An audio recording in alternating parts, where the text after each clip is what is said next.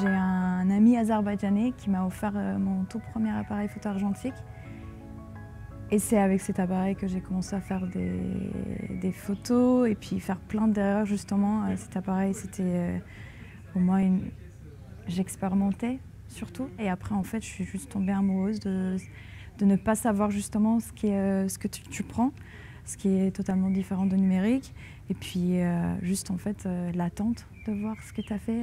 C'est vrai que les pellicules qu'on trouve et qu'on n'a pas développées depuis 2 ans ou 3 ans, ça fait grave chaud au cœur. Travailler dans un lieu comme ça, quand on est passionné de la photographie argentique, pour moi, c'était juste énorme. Bienvenue chez Labomil, ici on est au centre-ville de Schiltigheim. Labomil, c'est un laboratoire historiquement professionnel qui est ouvert depuis 1985. L'argentique a beaucoup évolué au fil du temps.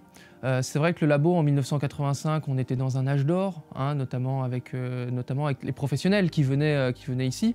Les professionnels qui viennent plus tellement, la plupart sont passés au numérique. On a encore quelques rares qui sont toujours ici, mais on a surtout un public d'amateurs passionnés. L'âge d'or, ça se situait surtout dans les années 90, ça s'est arrêté en 2005 avec le crack argentique, avec l'arrivée du numérique. Depuis 2015, on voit qu'il y a de plus en plus de gens, de plus en plus de jeunes qui s'y intéressent, et c'est un support qui plaît.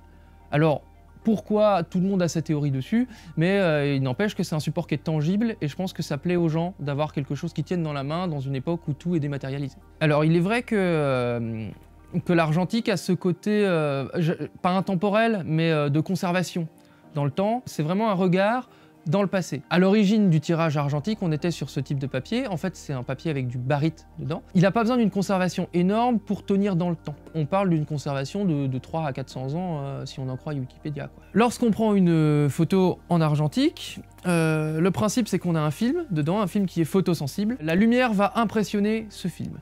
À l'endroit où la lumière va, on va avoir plus ou moins de densité, c'est-à-dire que plus la lumière va quelque part, plus le négatif, l'endroit où est allée la lumière va être sombre. On parle de densité. Le boulot du labo, c'est de faire apparaître les images sur le film. C'est assez simple, en fait, il y a un premier bain de révélateur qui va faire apparaître l'image sur le film. Ensuite, on a un bain d'arrêt qui arrête l'action du révélateur, puis un bain de fixation qui va permettre de rendre le film insensible à la lumière. Ensuite, à partir de là, on le lave, on le sèche, on obtient donc notre négatif, le lendemain, notre négatif sec, utilisable, qu'on va pouvoir interpréter par la suite. En fait, c'est juste un univers à découvrir.